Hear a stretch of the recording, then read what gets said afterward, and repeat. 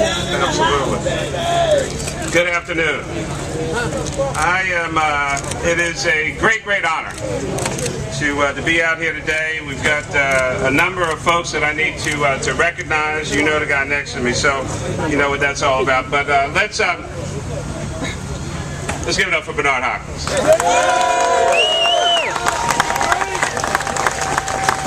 A couple other folks that we need to recognize.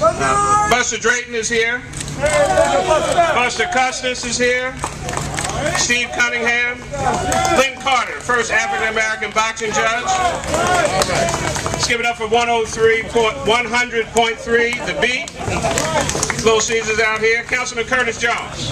Please recognize him as well. And a ton of other folks who. A lot more folks up here than I thought. In any event, man, it's hot out. You know, Philadelphia's great boxing past includes world championship title holders such as Sonny Liston, Joey Giardello, Benny Briscoe, God rest his soul, and Joe Frazier, just to name a few. We have many landmark venues, such as South Philadelphia's Alhambra, and of course the Spectrum, North Philadelphia's Shire Park, and the one, the only, the Blue Horizon in North Philadelphia. And they've hosted some history-making bouts and continue to attract new boxing fans. And I was one of them as a kid. Saw many a great fighter at both the Spectrum and at the Blue Horizon with my father when I was a kid.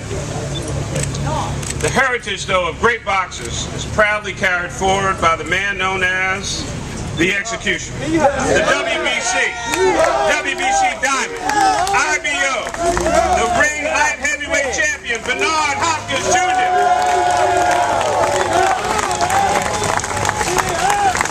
Let's get ready to rumble! Born in Philadelphia, 1965. Bernard will tell you his own story. He had some challenges as a teen. Found himself on the wrong side of the law. And in prison, he discovered his passion and talent for boxing.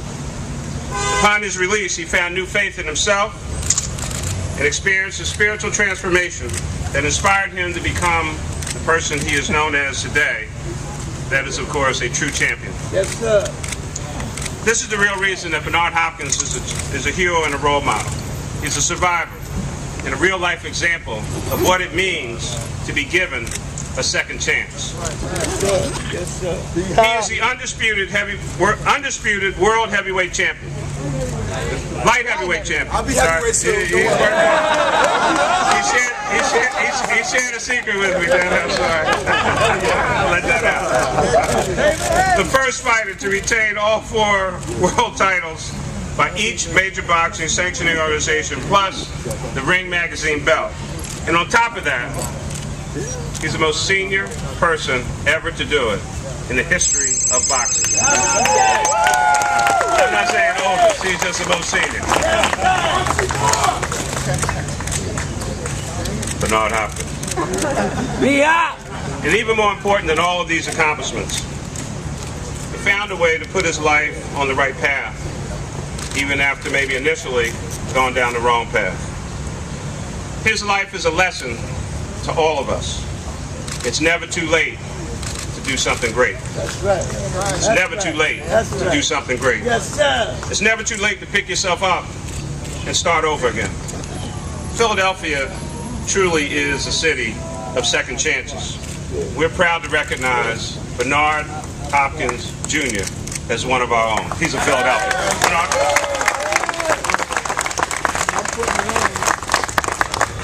First, I'd like to thank all the staff. I'd like to thank Mayor Nutter for those great and kind words. All my staff that work with me, all my trainers, Nazim, Moses, Danny Davis, and everybody else that worked with me to prepare for the last match, May 21st.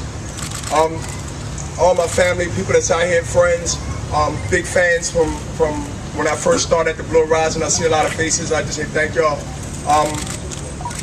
Where we stand at now is where I do most of my training, where I started at before anybody really recognized. the gifts and the talent that I would show as time go on. I started from the Blue Horizon as a 4-round fighter. And I lost my first fight at a decision loss.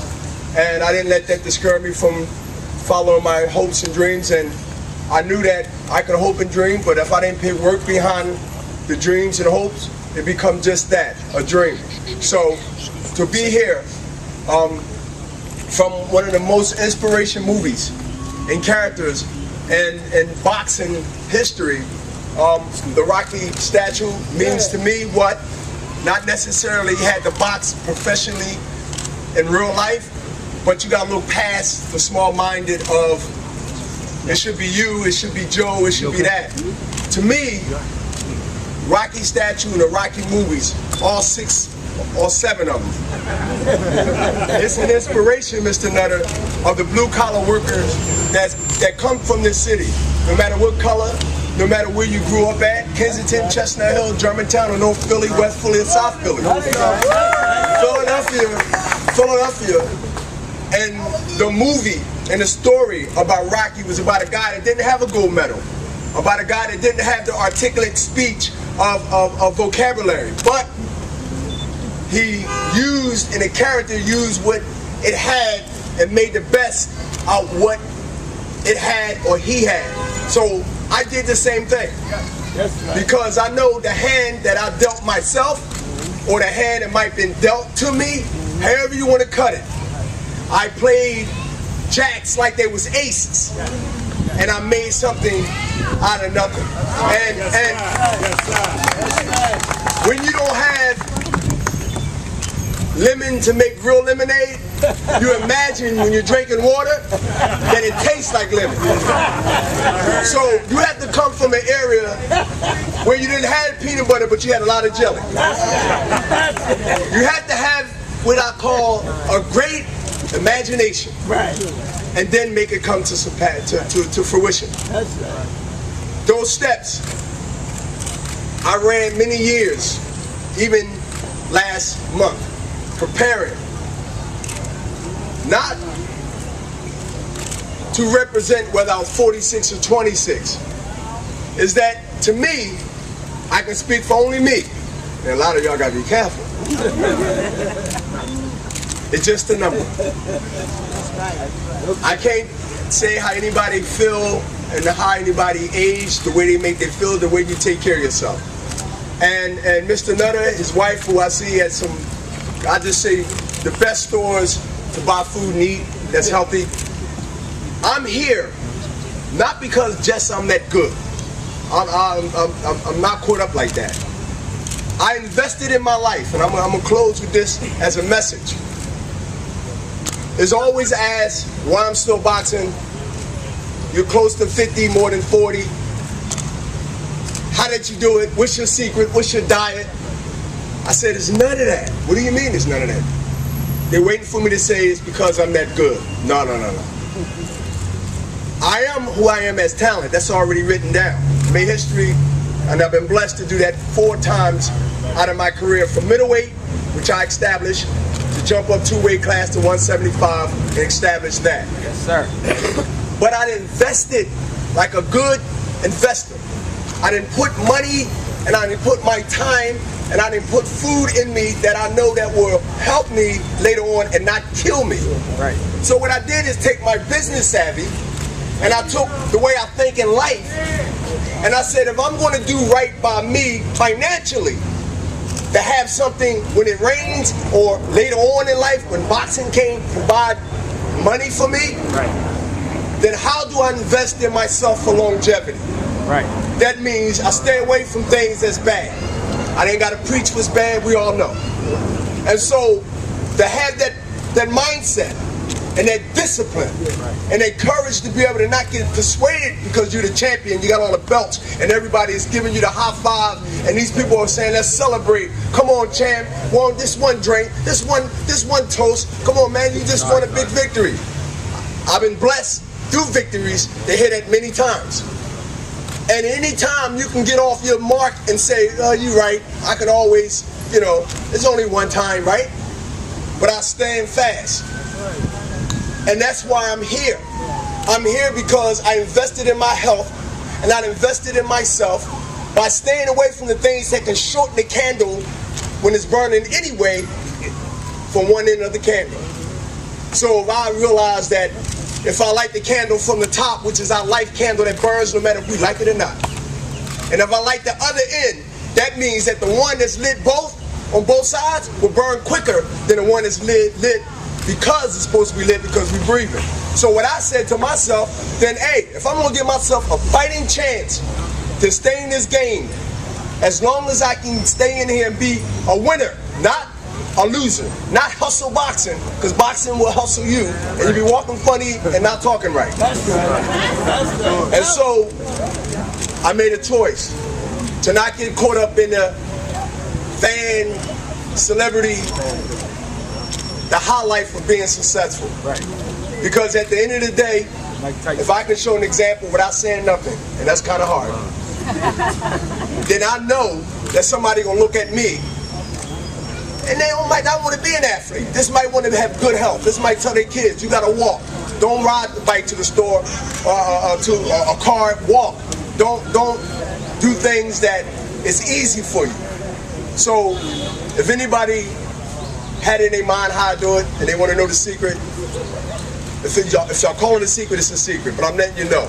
I took care of myself early, and that's why I am here, healthy, took care of myself, competing in this level at close to 50, more than 40. And if you want to have good health, if you want to have a fighting chance to stay here an extra 5 more years than expected, then treat yourself like your temple. You got a car that you wax and keep good? And Bernard, I know you stay healthy too. Put the best gas in your car? Good. Car is cool. But make sure you put the best thing in your body. Thanks for support. And Philly, every athlete in Philly has to understand when you come to this town, I don't care who you are. That's right. When you come to this town, because I'm a fan first, I just happen to be Bernard Hopkins with a title on it. And I say this without getting into any details. When you come to this town, if you don't show the heart, the courage, you get knocked down to win, then everybody in this crowd gonna let you know we ain't like it. Thank you.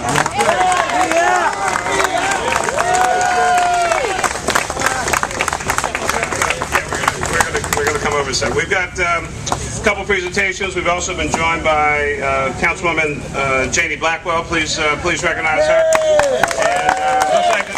And looks like the Councilwoman has come for a fight. She's presenting some gloves to the champ.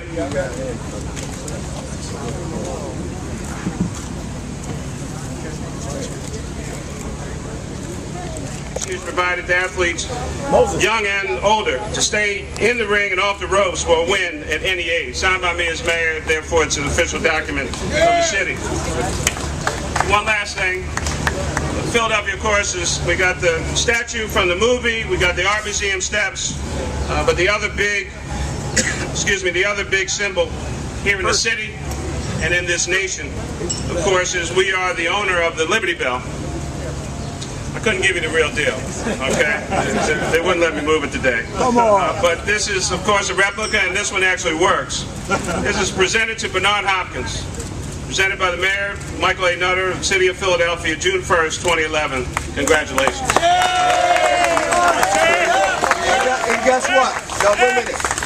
You know they try to slide the bell in there. You know why? They did boxing things. So they want to make sure I stay on tune.